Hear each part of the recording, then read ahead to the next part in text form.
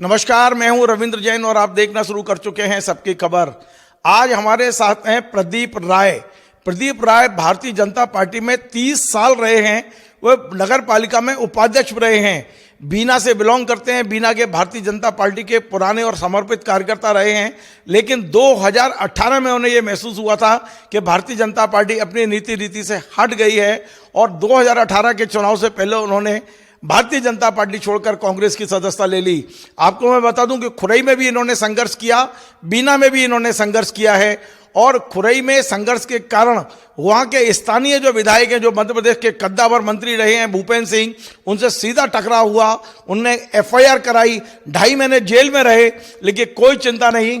प्रदीप राय जी आज भी संघर्ष कर रहे हैं और आज वे सिर्फ इसलिए हमारे पास आए हैं कि उनका कहना है कि बीना में भारतीय जनता पार्टी ने जिस महेश राय को टिकट दिया है, उनने 1-2 नहीं हजारों घपले घोटाले किए हैं, सैकड़ों घपले घोटाले किए हैं। उसके प्रमाण उनके पास हैं।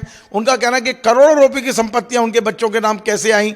हम उनसे जानने की कोशिश करते हैं कि आखिर ये संघर्ष क्यों और किस तरह के उनके पास प्रमाण हैं, क्या आरोप है। आपका बहुत बहुत स्वागत है प्रदीप जी। प्रदीप जी, अचानक आपसे मुलाकात हो गई, आखिर आपके पास क्या प्रमाण है और ये जो संघर्ष आप करते हैं, जेल होने के बाद भी आप सुधरे नहीं लगता है? नहीं, आपका कहना बिल्कुल सही है और निश्चित रूप से मैंने जब भारतीय जनता पार्टी छोड़ी थी तो बहुत पीड़ा हुई थी। और भारतीय जनता पार्टी पिछले कई वर्षों में देखने आ रही है वो भारतीय जनता पार्टी नहीं है जो देश के अंदर अटल बिहारी आडवाणी जी के नेतृत्व में चला करती थी। प्रदेश में सुंदरलाल पटवा और कैलाश जोशी जैसे संतों के नेतृत्व में चलती थी और सागर जिले में हरनाम सिंह राठौर और स्वर्गीय सुधाकर राव बापट जैसे कद्दावर नेताओं के नेतृत्व में चलती थी। आज भारतीय जनता पार्टी अपनी नीति और रीति से भटककर एक भटकाव की ओर है और त्याग, तपस्या, बलिदान, संघर्ष करने वाले कार्यकर्ताओं की उपेक्षा होती है और ये घुटन मुझे महसूस होने लगी और मैंने 2018 में भारतीय जनता पार्टी को अलविदा कहकर, और जब मैंने अलविदा करा तो मेरी कोई चुनाव की कोई पात्रता नहीं है। हमारी जो सीट है बीना की वो आरक्षित है, चाहे वो नगरपालिका अध्यक्ष सीट हो या विधानसभा। लेकिन मैंने भारतीय जनता पार्टी में बहुत संघर्ष किया और राजनीति ही मेरा मकसद रहा है और अंतिम सांस तक रहेगा। इसलिए मैंने उस पद को आगे बरकरार रखने के लिए कमलनाथ जी से 2018 में खुरई में ही सदस्यता ली थी। देखिए भाई, आप ये बताइए कि आपको भूपेंद्र सिंह जी ने सबक सिखाने के लिए जेल भेज दिया, फिर भी आप डटे हुए हो। जेल जाने के बाद भी ऐसा लग रहा है कि कोई खास असर पड़ा नहीं। और दूसरा एक महत्वपूर्ण सवाल जो मैं आपसे पूछना चाहता हूं, जिसे लेकर आप लगातार सक्रिय हैं, महेश राय से क्या झगड़ा है? महेश राय की तमाम सारी संपत्तियां इकट्ठी करते फिर रहे हैं आप, तमाम दस्तावेज हैं आपके पास। मैं बता दूं, सबसे पहले तो आपने बताया है कि माननीय भूपेंद्र सिंह ने जेल भेजा है, तो राजनीति में जेल जाने के बाद ही तो आदमी सफल होता है, नेता बनता है। आप तो समझते हैं। और मेरे ऊपर कभी कोई ऐसे आपराधिक प्रकरण नहीं हुए। 2.5 महीने में जेल गया, मैंने जेल के अंदर जो भोगा, जेल के बाहर मेरे परिवार ने भोगा, ये एक सबक है। जेल तो कई लोग जाते और मैं नहीं, मेरे जैसे खुरई विधानसभा में हजारों लोग जेलों के अंदर गए हैं माननीय मंत्री जी के झूठी रिपोर्टों के माध्यम से। कह रही है उनका राजनीति करने का अपना पैटर्न है, कांग्रेस कभी इस पैटर्न को नहीं आजमाती। अगर कांग्रेस इस पैटर्न पे करती तो क्या भारतीय जनता पार्टी नहीं, कोई भी राजनीतिक दल फल फूल नहीं पाता।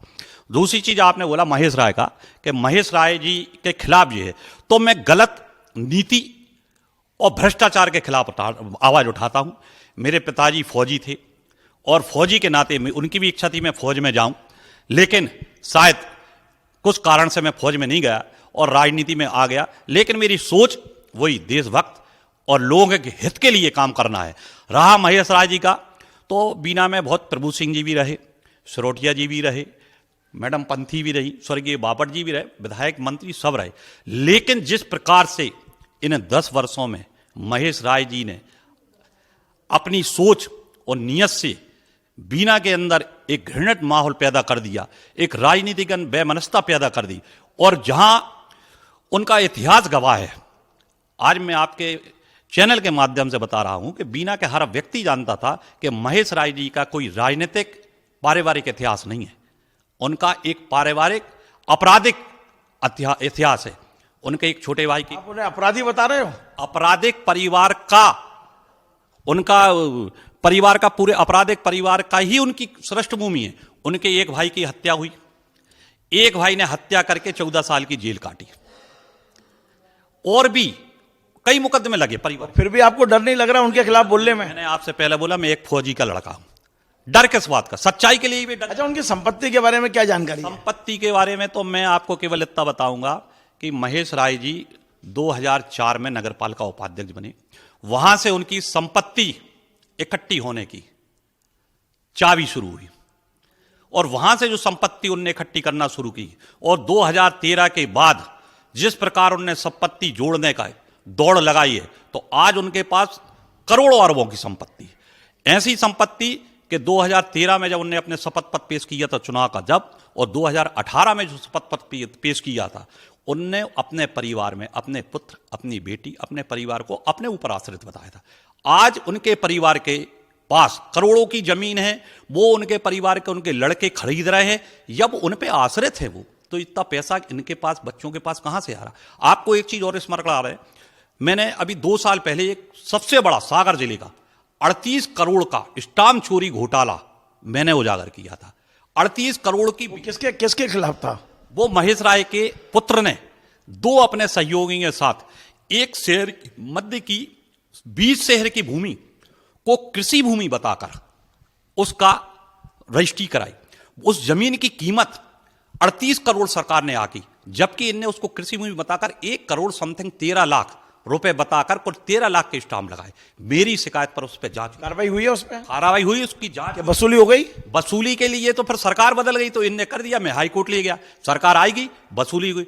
उस पर तात्कालिक कलेक्टर ने 3,70,000 रुपए स्टाम्प कम बताए, 3 करोड़ 70 लाख, वो प्लस 80 लाख रुपए इनके ऊपर पेनाल्टी लगाई। 4.5 करोड़ रुपए इनके ऊपर वसूली के आदेश किए और वो वसूली की जाएगी। वो पैसा मेरे खाते में नहीं आएगा, वो सरकारी खजाने में आएगा। लेकिन ये सरकार ऐसी है, अपने विधायकों को बचा रही है।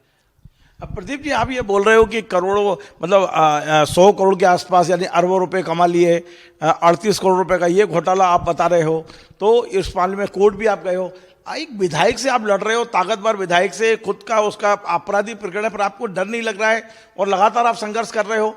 इस बार बीना का परिणाम क्या होगा? इस बार बीना का परिणाम इतिहास बदलेगा।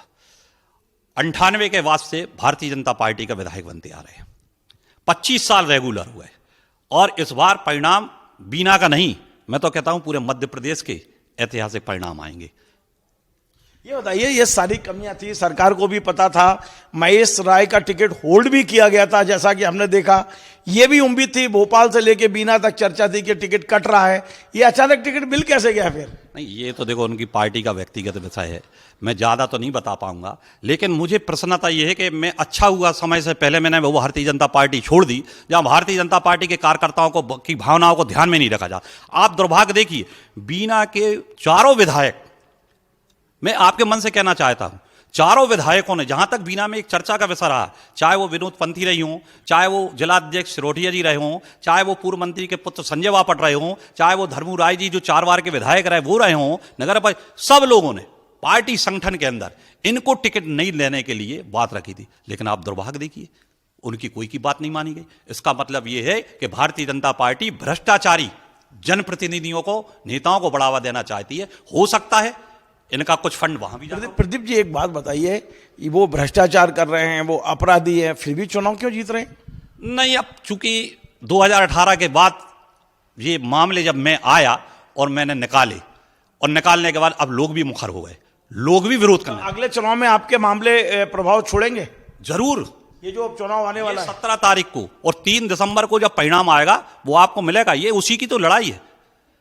अच्छा, महेश राय जीते या हारे, आपके पास जो दस्तावेज है, क्या आप उन पर कोर्ट कचहरी या उनको घेरने की कोशिश करेंगे? इस संदर्भ में मेरे माननीय पूर्व मुख्यमंत्री सम्माननीय कमलनाथ जी से बात हुई है, और मैंने उनको विधानसभा क्वेश्चन के लिए बहुत से डॉक्यूमेंट्स भी दिए थे, और ने ये बोला था कि विधानसभा क्वेश्चन वर्तमान सरकार में कोई समस्या का हल नहीं है, तुम जेल काट के आओ, जितने डॉक्यूमेंट्स तुम्हारे पास है ये उन्हें जेल पहुंचाने के लिए पर्याप्त है, और आगे चल के लोकायुक्त IUW के लिए भी हमारी तैयारी है, और महेश राय जी ने जो सोचा नहीं होगा भविष्य में उनके साथ वो होगा।